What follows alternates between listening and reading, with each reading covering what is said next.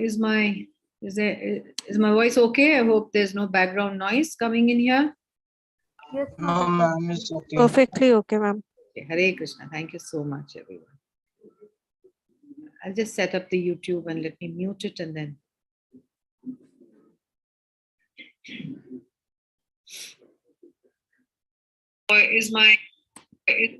Yeah. Okay. I think I'm fine. Hare Krishna Mataji. Hare Krishna Amrita Mataji. Thank you so much for all the lovely service you and everyone else is doing. Thank you so much. Hare Krishna. Hare Krishna. I think we'll start now. Okay. So today, yes, someone has raised the hand. Who is this? Amrita Mataji. Okay. Okay. So welcome to the 9th day and 9th chapter of the Bhagavad Gita, which is what we will do today. And this chapter, it's called the most confidential knowledge. Okay. So before I get to starting this chapter, I'll do the Mangala Charana, and then we will do a little bit of a conversation, and then I will start the chapter for you. Okay. So now over to the Mangala Charana.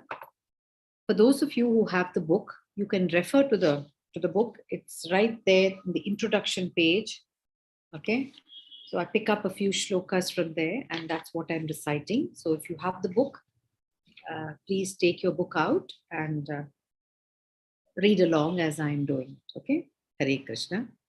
Om Ajnanatimirandasya Jnananjalashalakaya Chakshurum Unmilitam Yena Tasmai Shri Gurave Namaha. Shri Chaitanya Manobishtam Sthapitam Yena Bhutale Swayam Rupa Kadamahyam Dadati Swapadantikam. He Krishna Karuna Sindhu Deenabandhu Jagatpate Gopesha Gopika Kanta Radha Kanta Namostute Vancha Kalpatarubhyascha Kripa Sindhubhya Evacha Patitanam Pavanebhyo Vaishnavebhyo Namo Namah. Hare Shri Krishna Chaitanya Prabhu Nityananda Shri Advaita Gadadhara Shri Vasadi Gaura Bhakta Vrinda. Jai Shri Krishna Chaitanya Prabhu Nityananda Shri Advaita Gadadhara Shri Vasadi Gaura Bhakta Vrinda. Hare Krishna Krishna Krishna Hare Hare Hare Rama Rama Rama Hare Hare. Okay. So, thank you. Hare Krishna Mataji. Hare Krishna. Who's this? Mataji, I am Bitayan. Bitayan. Bitayan. Bitayan, I think what we'll do is maybe after, let some more people join by the time No, I am saying that I have came to my dispensary, so tomorrow I can play Okay. this Mridanga. Done. Thank you so much. Thank you so much. I'm so happy and look forward to your concert and Kirtan. I'm sure we're all going to be blessed with all that. So today the chapter is called the most confidential knowledge. Okay.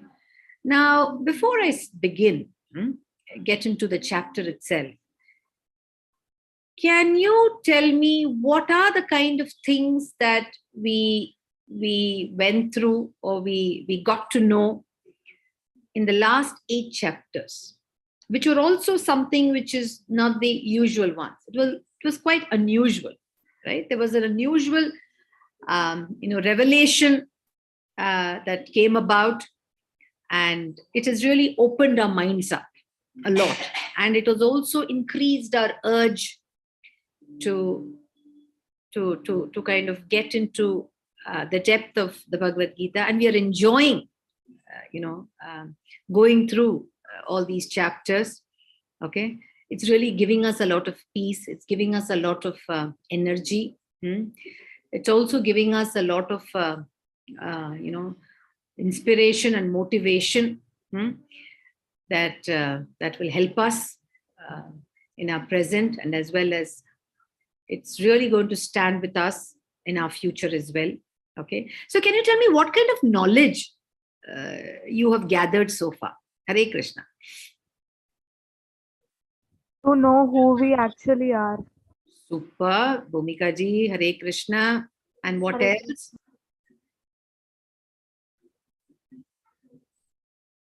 Anybody else? We should not be proud of anything that we Okay. have received. Super. That we are not the doer, right? We must do our duty without any attachment. Right. Okay. Nishkama karma. Okay. And then We should remind God. Hare Krishna. Supreme Personality of Godhead is the extreme, and we should remember Him in all our deeds and be thankful to Him for all the things that we are doing. Hare Krishna. He is the supreme controller and he's all We pervasive. should surrender. We Hare- should surrender ourselves fully to the God. Absolutely. Hare Bhakti, Krishna. right? Bhakti and devotion. We Correct. should remember the Lord at the end of ours. Okay. Attaining the Lord, at the time of our leaving the body. Excellent. Thank you, Amrita Mataji. Hare Krishna. Whatever services we do, we must dedicate it to Sri Krishna. Excellent. Devotion, the Bhakti Marga. Okay. Super. I think you all of you are brilliant. All of you are brilliant, and I'm really blessed to have your association, and really look forward to each one of you continuing this journey. And I'm sure each one of you are going to become gems in the respective fields that you choose. And I'm really happy that you all have really grasped so much, in the last 8 days. And I really look forward to having all of you for the rest of the 10 days as well. So today we are going to look at chapter 9, as I said. So let me share my screen first.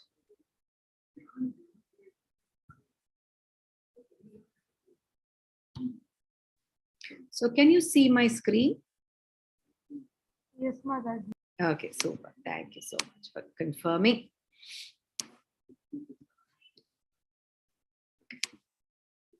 There is this little thing which always keeps coming, and I don't know how to. Okay.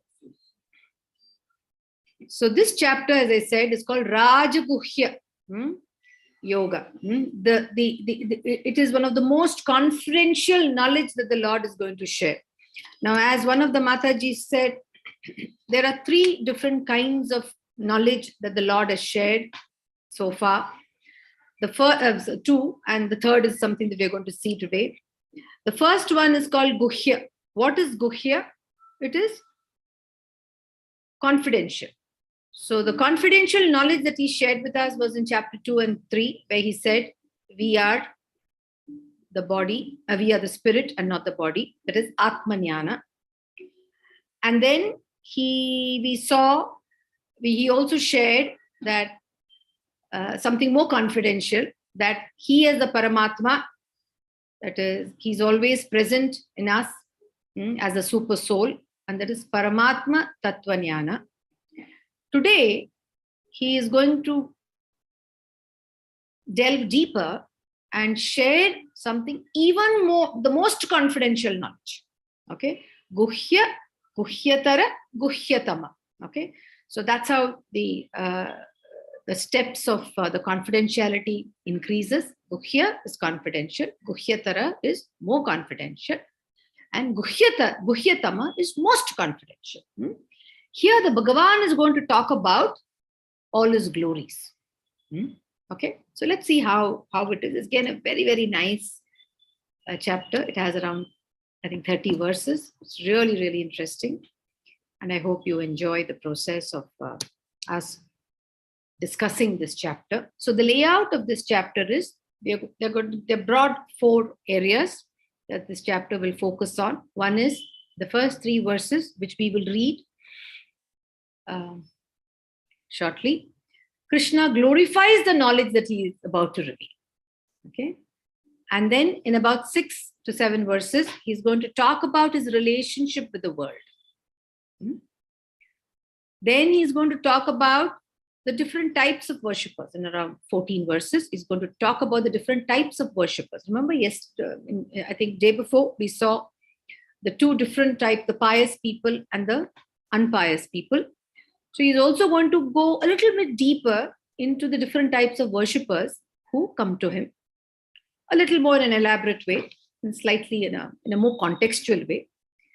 And 26 to 34, the glories of Krishna Bhakti.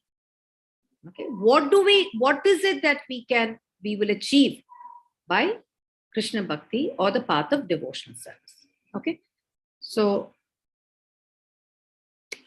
can someone read 9.1 for me? Hare Krishna Mataji. Hare Krishna. Am I audible?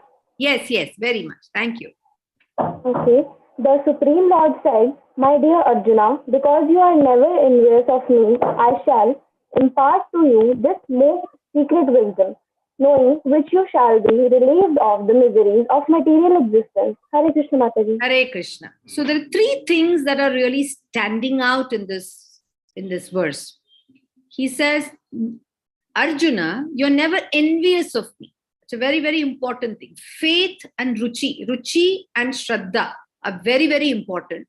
And we cannot have any form of doubt in the Bhagavad Gita on Lord Krishna.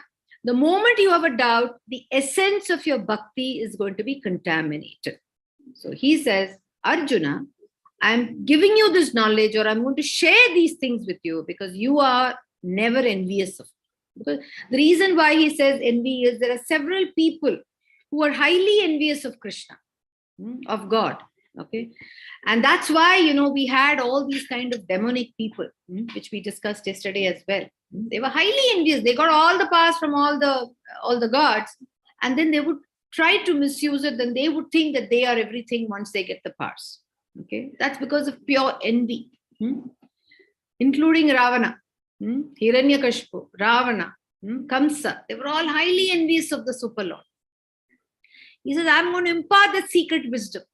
So, whenever we study anything, we need to do it with full trust and full faith. Otherwise, you're not able to get the wisdom out of that knowledge. Okay. And we also saw, yesterday, day before, Jnana Vijnana Yoga, we said that unless the knowledge you gain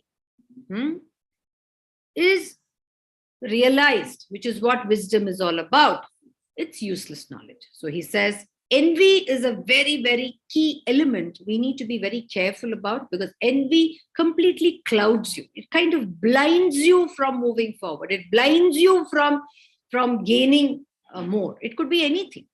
The moment your greed steps in, the moment jealousy steps in, nothing actually works, because you get completely cut off from your creative abilities. Okay. So here the Lord says, you're not envious of me, and I'm going to share you the secret wisdom.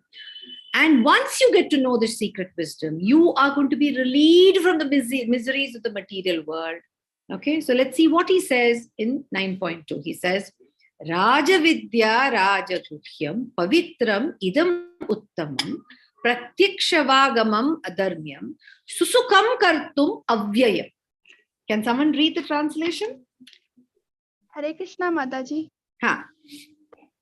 This knowledge is the king of education, the most secret of all secrets. It is the purest knowledge, and because it gives direct perception of the self by realization, it is the perfection of religion.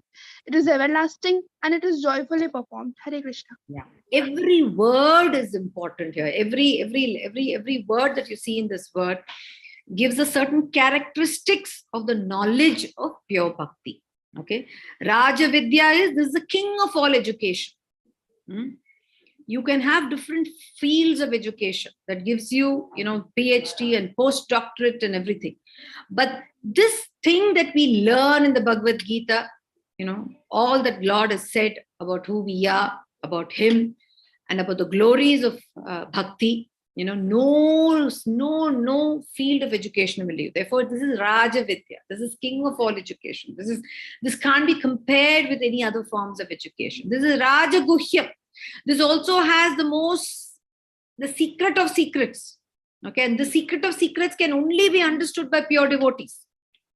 It is the purest knowledge. Pavitram idam uttamam. Just pavitram. Okay, it's uttamam. It is absolutely, the highest. Pratyakshavangamam dharmyam. It means it gives direct experience. You can experience, once you get this knowledge, you can experience the knowledge by living it. It is as simple as that. for pure devotees, but it can be extremely difficult for people who are not devotees. Okay, so to experience this, you need to have that bhakti in you.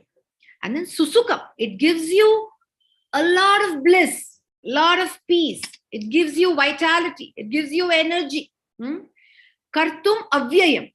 Kartum avyayam is something which is it is permanent. This joy that you get is permanent. It's not something that is short-lived. It is absolutely long-term, and it takes you till the time the breath goes away from our bodies. Okay. 9.3. Someone wants to read? Hare Krishna. Hare Krishna Mataji. Yeah. Those who are not faithful on the path of devotional services cannot attain me, O conqueror of foes, but return to birth and death in this material world. Hare Krishna.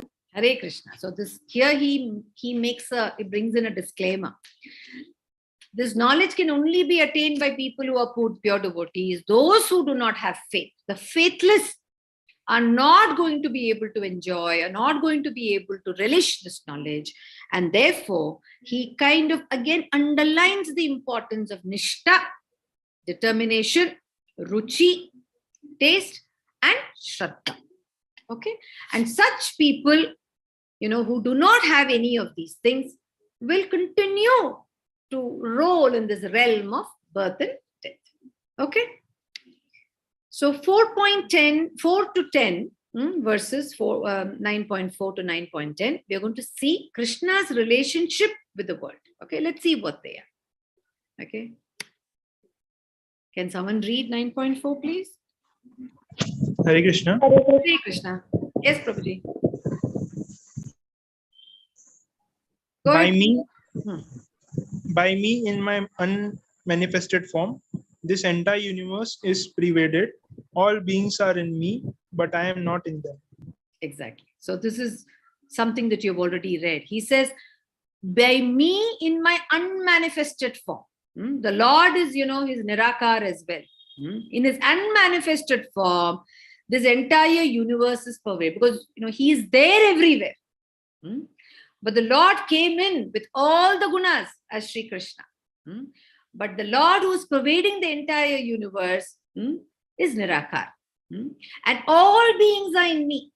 All the creation has come out of him. When he says beings, he also includes all the Devis and the Devatas. But he says, I'm not in them. Right?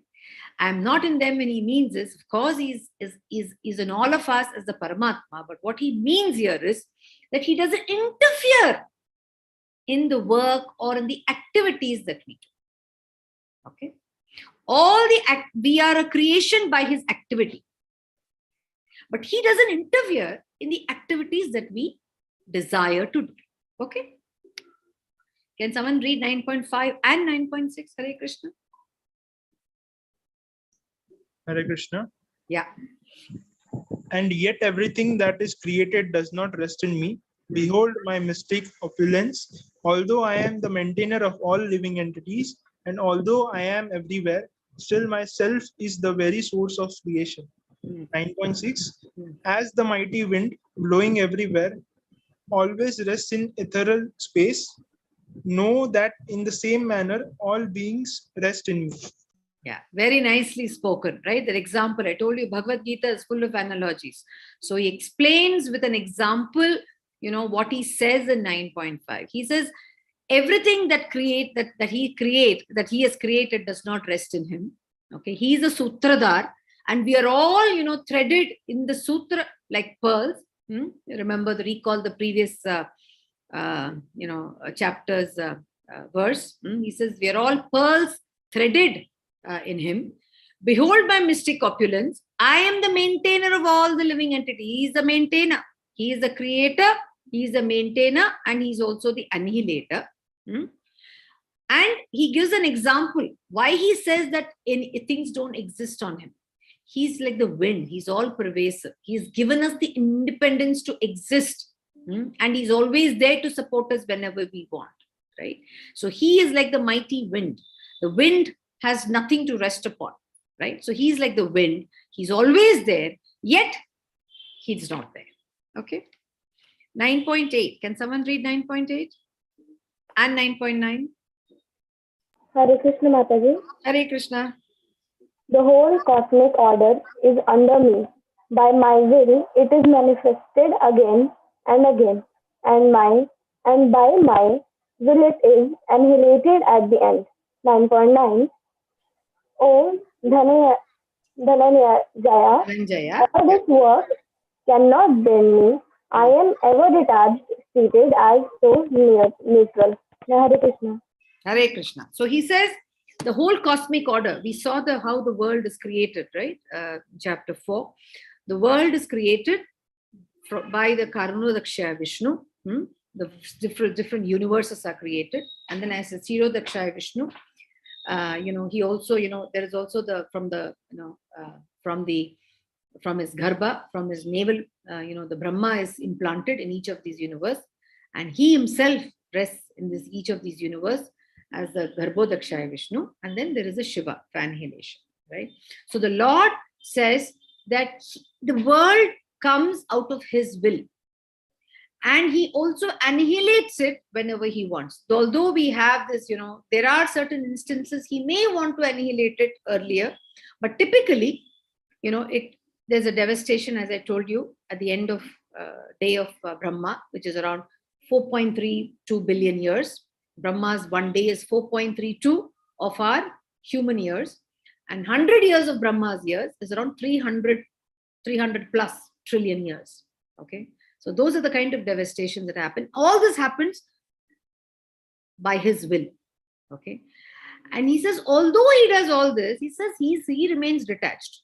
He is neutral to everything, because he does it because the living entities, all kinds of living beings, the Devis, the Devatas, and all of us desire for it, and he therefore does this activity. This is his karma, right? He just does this activity for our sake, but he's neutral.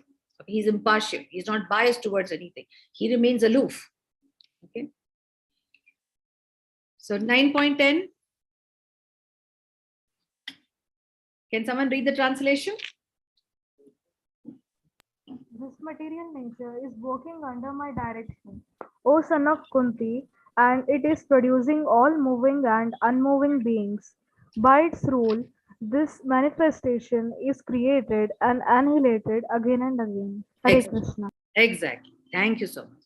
Maya dakshena prakritihi suyate characharam hetunanena kaunteya jagat vipari vartate. So this material nature, this prakriti, the inferior nature, energy of his, is created by him, and it works under his direction, and he is the person responsible for all that moves, and as well as for all the unmovable things as well in the world. And he creates this again and again and will annihilate it again.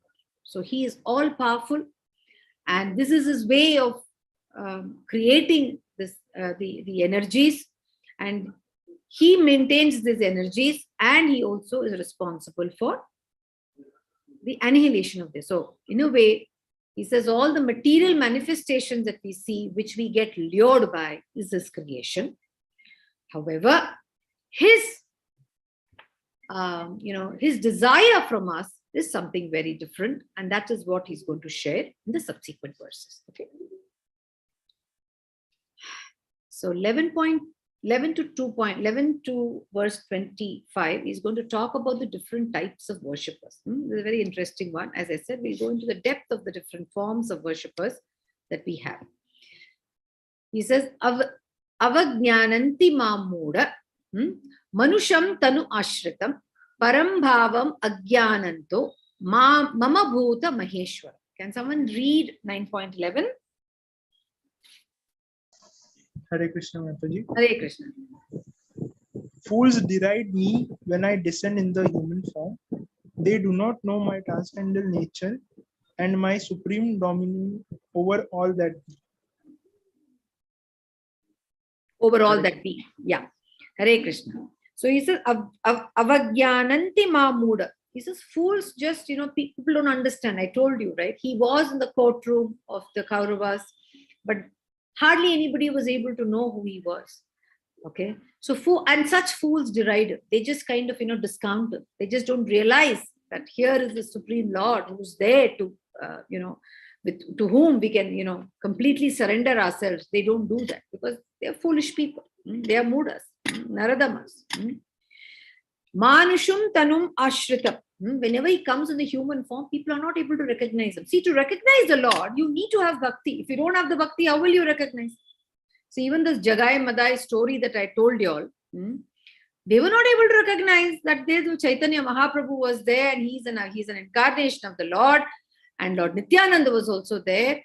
People in the Nadia district, when they went house to house trying to spread the message of the Lord, hardly few people were able to get across to the messages that they were getting from the divine Lord, right? So when one is in a foolish state, it's quite unlikely that one can really understand the power of can make that distinction and use the intellect well. So you work more from the bodily level and more from your mental level. So you're not you're not allowing the intellect to support your thought process. Okay. So the fools deride the Lord when he descends in the human form, and they do not know his divine nature and my supreme dominion over all that be. He is the supreme proprietor. People just don't get it. Imagine the Lord Krishna when he was there. What a golden opportunity all the people had. They could have, many of them probably could have, come out of this process of, life and death. Alas, they missed a golden opportunity. But here, because of the scripture that he has left behind for us, I think he's giving us another opportunity to see how we can redeem ourselves. Okay. So the next one is 9.12. Moghasha moga karmanu moganyana visheshatashah rakshasam asurim chaiva prakritim mohinim shritah.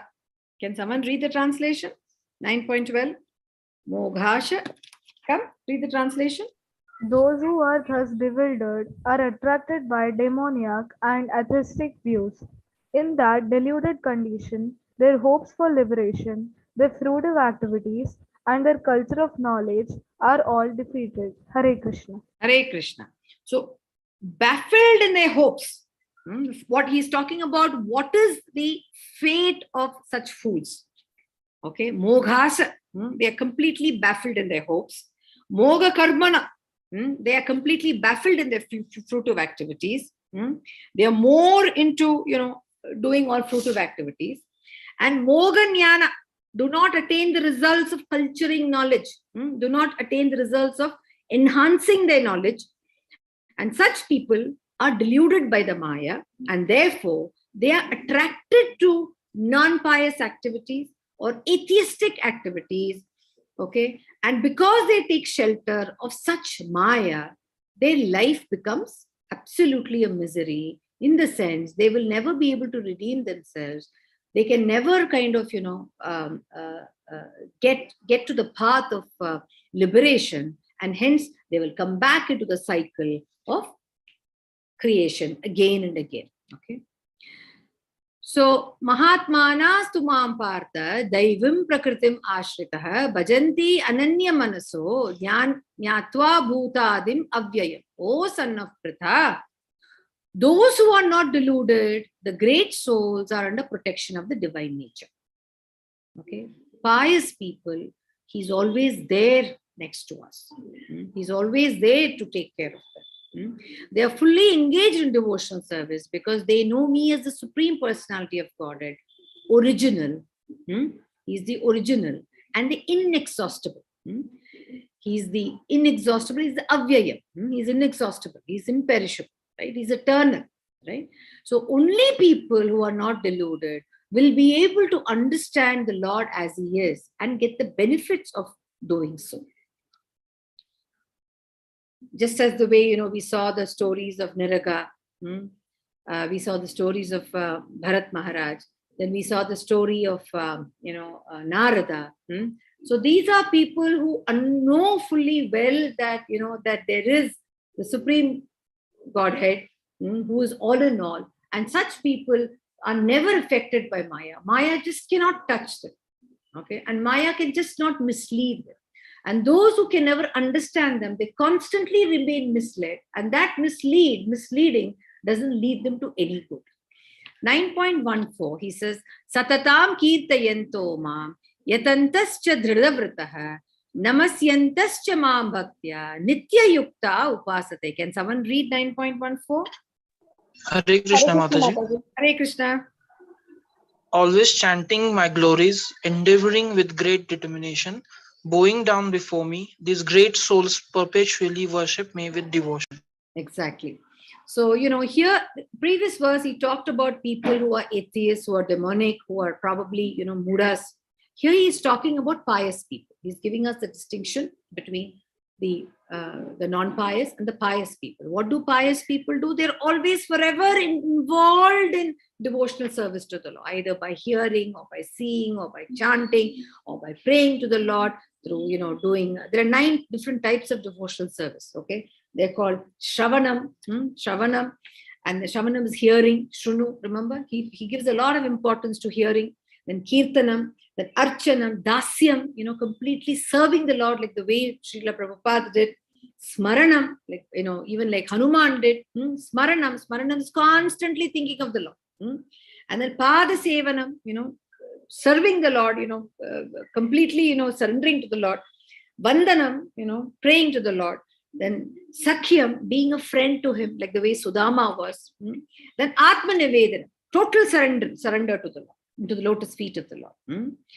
So this is the difference between the non-devotees and the devotees. Okay.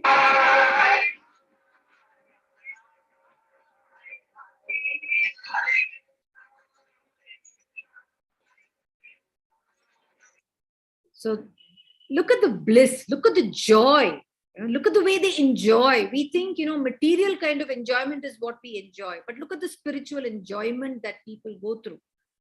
And this kind of a spiritual enjoyment gives you complete satisfaction, which no material kind of, engagement can give you.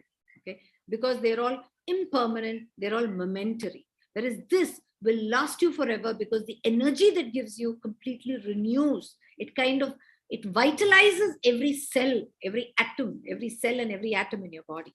Okay. Now, 9.17. Can someone read the translation? Hare Krishna. Hare Krishna. I am the father of this universe, the mother, the support, and the grandsire. I am the object of knowledge, the purifier, and the syllable lobe. I am also the Arke, the Sama, and the Yajur Vedas. Yeah. So he's just giving us, that he is all pervading. He is the cause of all causes. He's the ultimate shelter for all of us. And this again goes into 9.18 and 9.19. He says, I am the goal, the sustainer, the master, the witness, the abode, the refuge, and the most dear friend. So he is the goal for all of us, for all the devotees. He is the goal. We want to attain. We want to go to the Vrindavan Goloka. He is a sustainer. Everything exists because of him. He is the master. At the end of the day, no one can overrule him. He is the witness. He's always there with us as a Paramatma. He is the abode.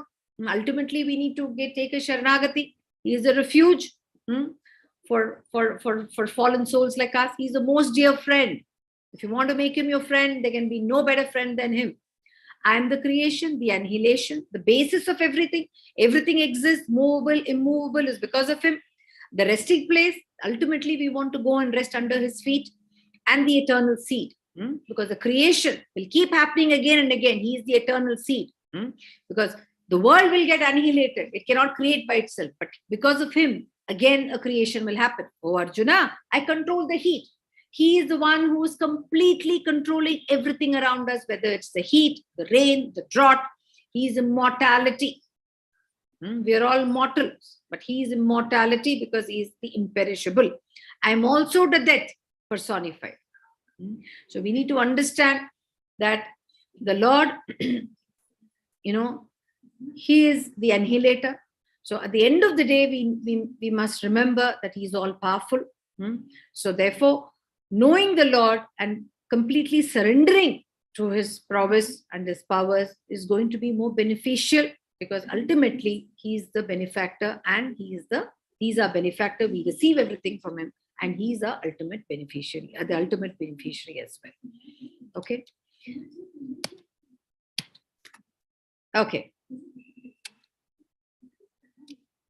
Can somebody read 9.20 and 9.21? Hare Krishna, Mataji. Hare Krishna. Yeah, 9.20 and 9.21. Sure, Mataji. Those who study the Vedas and drink some juice, seeking the heavenly planets, worship me indirectly. They take birth on the planets of Indra, where they enjoy goodly delights. 9.21. When they have thus enjoyed heavenly sense pleasure, they return to this mortal planet again.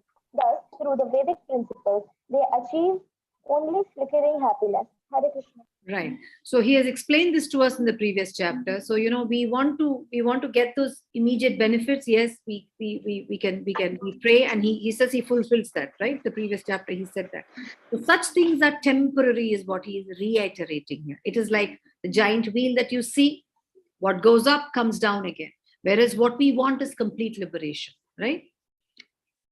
9.22 is a very popular verse. I'm sure many of you must have read this. Ananyas chintayanto ma ye jana pariyupasate tesham nityaviyuktanam yogakshemam vahamya. Those who worship me with devotion, with complete faith in him, meditating on my transcendental form, to them I carry what they lack and preserve what they have. It's remember this. The devotional service will never go in vain, because the Lord will strengthen the goodness in us, and he'll also fill in the gaps that are there in us. Very, very powerful statement, right?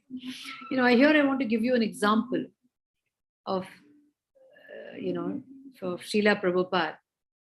I believe when he was in one of the Western countries, he was giving a lecture to university students, and he was talking about the various varnashrama, the varnas, the brahmanas, the kshatriyas, the vaishyas, and the shudras. And he finished his lecture, and then one boy, he stood up and asked him, "So, are you trying to tell me that you are the Brahmana and you will sit on the dais and you will talk to us, and we are Shudras, we are sitting and listening to you?"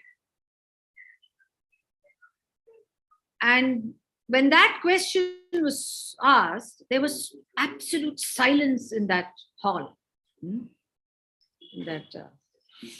It was a town hall, right? So it's absolute silence. And everybody was dumbfounded. They didn't know what was being said. But Prabhupada, he just looked at that boy and said, "You know what? I'm the 5th class. I don't belong to any of them. I've come here to serve you all. I've come to serve all the varnas. I am a servant of the Lord. I'm a servant of all the devotees of the Lord." Okay. So the Lord strengthens his devotees. Prabhupada was such an ardent devotee of the Lord. The Lord gave him so much of energy to serve all his devotees. Okay. That is the power of the Supreme Lord. Okay. He always there to support and stand with his people. He'll never let his people ever get disgraced. That is for sure. Okay, somebody tried to play a trick on Prabhupada. They couldn't. Okay. Okay. So let's go to 9.23. Whatever a man may sacrifice to other gods, O son of Kunti, is really meant for me alone, but it is offered without true understanding. See, whatever offerings we do, the beneficiary is ultimately Lord Vishnu. So I remember I gave you the example of watering the root of the tree. So when you water the root of the tree, the energy, the nutrients get carried to all the parts of the tree. So whenever you worship any god that you want, ultimately remember the beneficiary is Lord Krishna. Okay, so here he's actually explaining, as I said, all these verses are about the different worshippers and the different kind of benefits that each one of them get when they worship Lord Krishna and others. And 9.25 he says, those who worship the demigods will take birth among the demigods. And those who worship ghosts and spirits will take birth among such beings. They go to the Pitraloka and all that stuff. Those who worship ancestors go to their ancestors.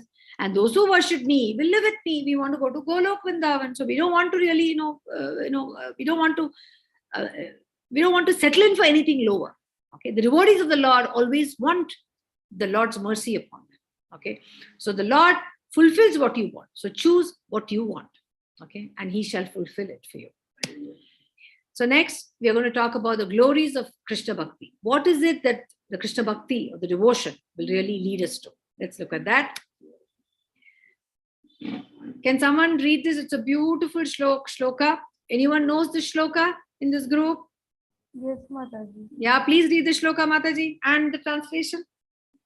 Patram pushpam phalam toyam yome bhaktya prayaschati tadaham bhaktya uparhatam asnami prayatat mana. Yeah. If one offers me with love and devotion, flower, fruit or water, I will accept it. Yeah, so simple. Hare Krishna. Hare Krishna. See, the Lord doesn't want any, he just wants your Nishtha, Ruchi and Shraddha. That's it. He said, it's okay. You just have a flower, offer a flower to me. You have some water, offer water to me before you consume it, give it to me. And then anything offered with love, whether it's a flower, patram, patram is leaf, whether it's a leaf or a fruit or water, all that I want is your love and affection. I will accept it. My mother always says, and Tirupati, I believe, there's a lot of these prasadams that are made, and Tirupati laddus, as all of you know, they're very, very popular, right? But actually, the real prasadam for the Lord is tair sadam. Tair sadam is dahi rice, curd rice. So the Lord wants just our devotion. He doesn't want anything else. He is really Lord looking. We make a lot of pakwan for him out of our love and affection.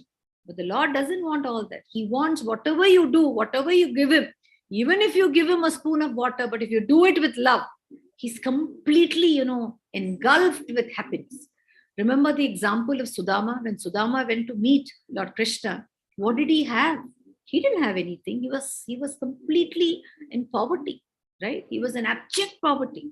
His wife gave him, Mother two borrowed from friends, from their neighbors. She gave him some flattened rice, poha. And he gave, and the way Lord took from Sudama. When Sudama opened his little potli, little bag, it seems Lord Krishna immediately grabbed, oh, Bhabhi has sent me this to me. Please, why are you hiding it from? Because Sudama felt shy to open it to the Lord, because Lord was in complete opulence. He said, oh my God, I can't give this to my friend who has everything that he wants. This is too small a gift for him. But the Lord went after it. Right? So that's how he comes. Whenever you call him, whenever there is love, whenever there is affection, he's going to completely fall flat. 9.27. Someone read the translation, please. Hare Krishna. Anyone? Hare Krishna Mataji. Yes, Prabhuji. O son of Kunti, all that you do, all that you eat, all that you offer and give away, as well as all austerities that you may perform, should be done as an offering unto me. Exactly. So whatever we do, anything we do, the moment you get up in the morning, thank the Lord that he has given you the breath. Thank the Lord that he has given you, a good opportunity to perform, to excel, to once again prove yourself for the day. And whatever you do, before having your water, before having anything that you do, just thank the Lord for all the mercies that he's always given us. Because when you do that, see, there are two things that will happen. One is, of course, you're going to please the Lord. The Lord will never forget you. While the Lord is impartial, he loves his devotees. He loves his devotees and he's always around his devotees. Okay. For instance, when Draupadi, she went around that, the hall, begging everybody to help her. She went to her husband and she went to, Bhishma Pitamaha, Dronacharya. She went to everybody, went to Dhritarashtra. The moment she called him, he immediately came. Whereas probably she should have called out to him, knowing fully well the husbands had pawned her. She shouldn't have even looked at them. Right? The God was waiting for her to call. So we have to constantly call the Lord. The Lord says, I give you the freedom. If you think you can solve your problem, please go ahead. I'm fine with it. But if you want me, please call me out. Because he has to look after so many universes, so many entities. Please remember that. So he says, all that you, every time, he says 24 hours smaran chahiye. Smaran rakhna hai humko Bhagavan ka. Okay. 9.29, he says, I envy no one. I am not, he doesn't have to. He is the creator, he is the controller. Why does he have to envy? He has given everything to us on a platter. Why does he have to envy? He has no competitors. He doesn't envy anyone. Nor am I partial to anyone. He is not partial to anyone. He's equal to all. Whoever calls him, he will go. Whichever living entity calls him. Gajendra, when he was in trouble, he called out to him. He came running. I am equal to all.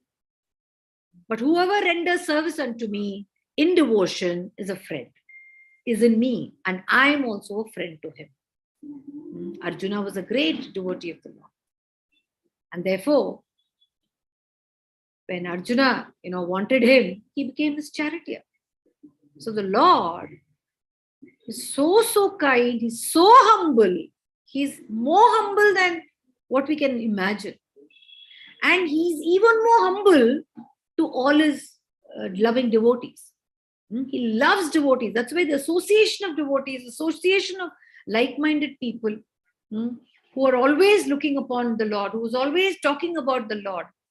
He loves these people. That's why in ISKCON we have these sadhu sangha.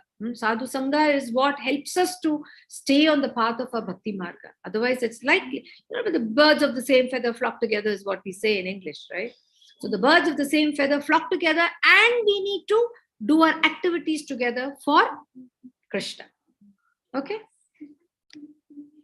9.30, he says, even if one commits the most abominable actions, if he is engaged in devotional service, he is considered to be saintly because he is properly situated. Please don't mistake this verse.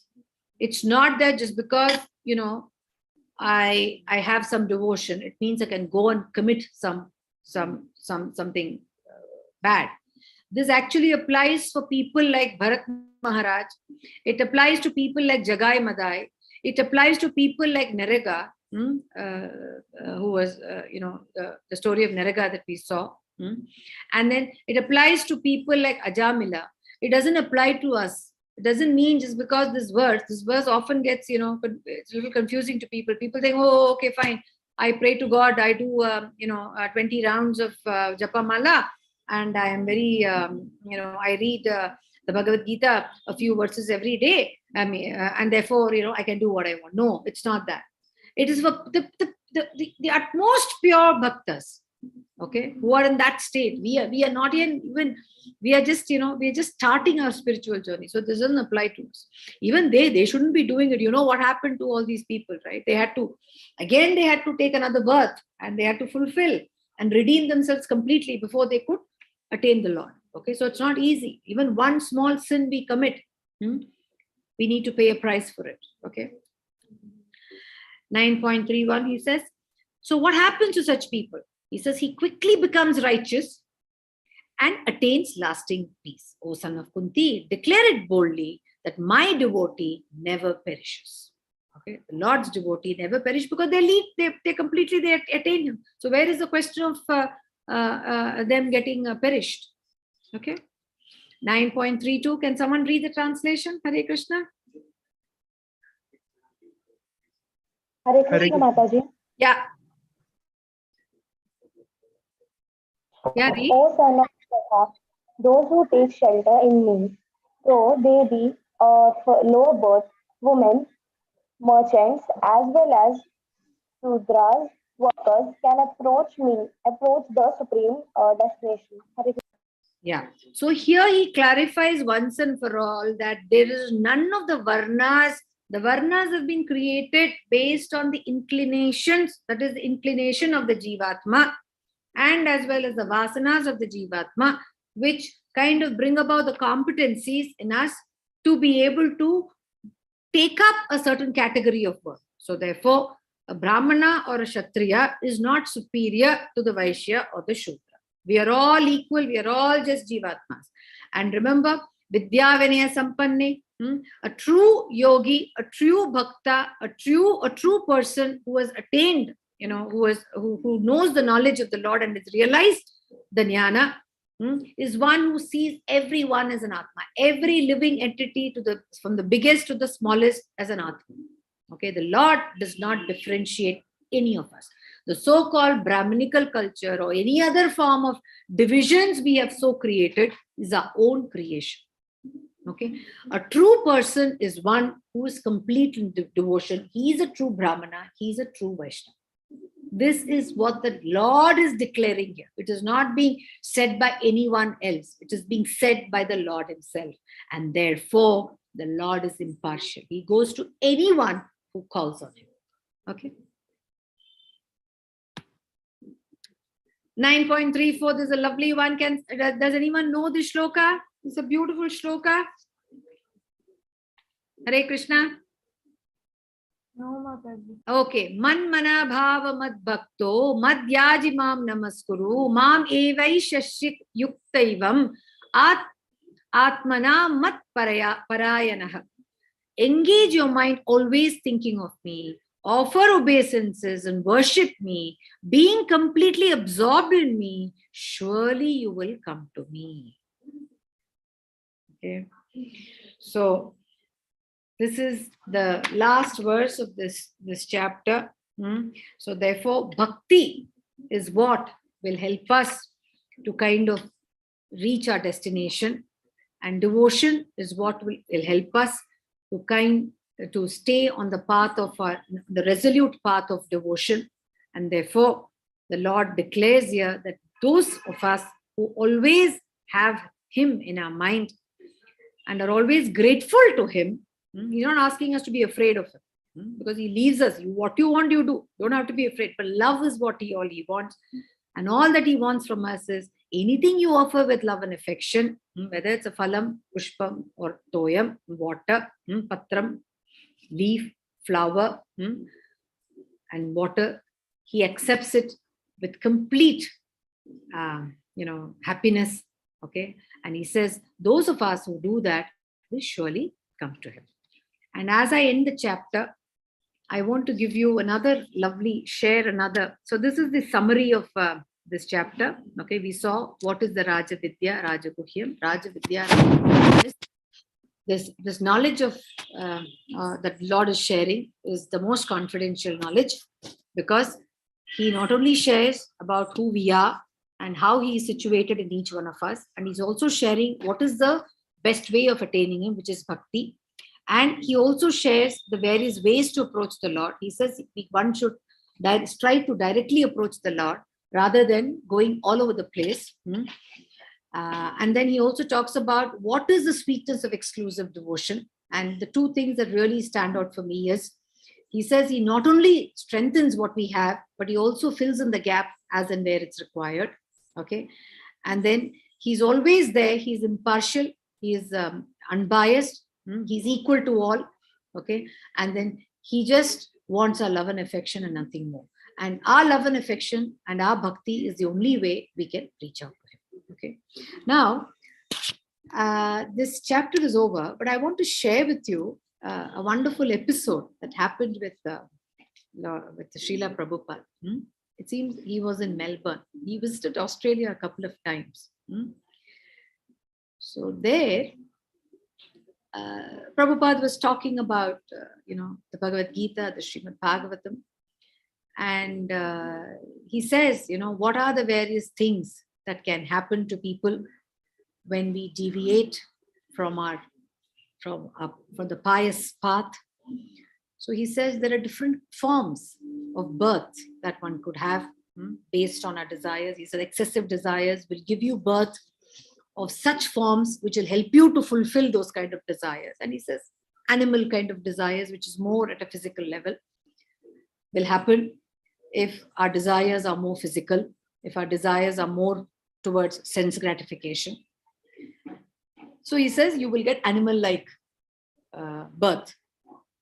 So there were a lot of reporters, See, always, there are all kinds of people who are attending all kinds of sessions.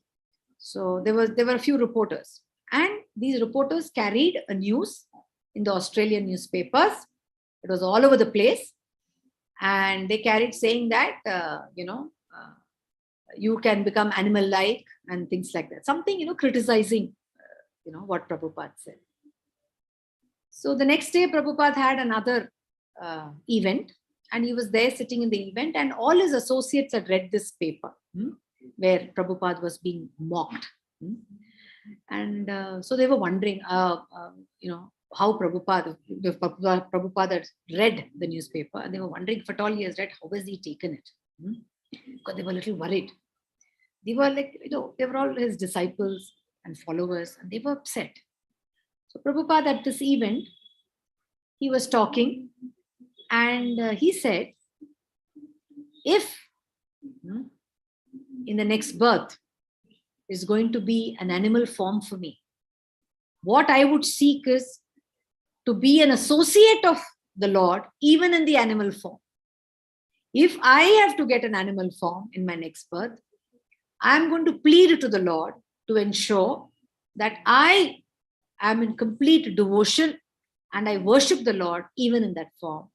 And he was looking at some of those reporters who were there in the previous event, and he smiled at them. Okay.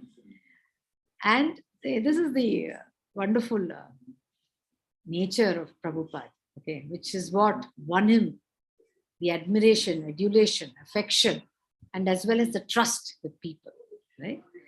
And then I believe he came back after the event to the place of residence, and he asked his people, in this article that came about, can you please tell me if Krishna's name is there? So they said, yeah, Krishna's name is there in this article.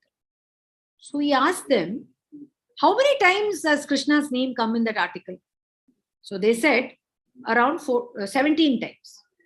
So then he said, oh, is it? That's nice. Can you tell me what is the circulation number of this this newspaper? So they said something like around something like 2 million or something like that, 2 million copies or something. He said, wow. So Krishna's name got chanted 17 into 2 million times. Are you getting it? Yes, Mataji. Huh? So a true devotee looks at everything as Krishna. They never get annoyed. I gave you 2-3 examples today, right? One of Prabhupada, where he was asked, oh, you're a Brahmana sitting on the dais, huh? And then the second is this thing of, the animal forms and animal-like, and people had mocked Prabhupada, oh, so he'll be an animal in his next life and all that. And then the third thing is Krishna's names. So a devotee always looks at the positive side of it. The devotee never looks at anything from the negative side. And Prabhupada was such a pious and such a great devotee, right from his younger age, as a child. It just showed. He didn't have to make an effort. It comes automatically when you're a devotee. The Shanta Swabhava, the ability to look beyond the mundane, the ability to cross over, petty things, just comes easy. It's not hard. So that is the power of devotion. Okay. So with that, this chapter ends. Thank you so much. Any questions? Any thoughts? Anybody has any thoughts? Do you want to share something?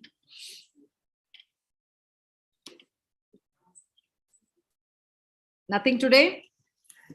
Was this a very profound? Was this chapter too profound for you? Huh? Was it a profound chapter? Did you Mataji, the starting part was a bit difficult to understand. the starting part? Means the starting 4 to 5 verses Uh-huh. were a bit, means I felt it were a bit, I won't say contradicting, but bit difficult for me to understand. Okay. What would have been your difficulty? I'll go back. Should I go back to that thing? Yeah, Mataji. Anyone else has any other question as I pick up my slide again? No, Mataji. Okay. No, Mataji. Okay. One second. Where is the slide of mine? I closed it. Okay, let me just pick up the slide again. Yeah. The starting, you said. Yeah. The Supreme Lord said, my dear Arjuna, because you're never envious of me. See, envy will not help you to go on the pious path. Because envy, you're always thinking, oh my, I am great. Why should I look at somebody else? Why should I waste my time on devotion? Okay. And the secret wisdom is only when you accept Krishna as the all of all, only then will you be able to live up the bhakti marga.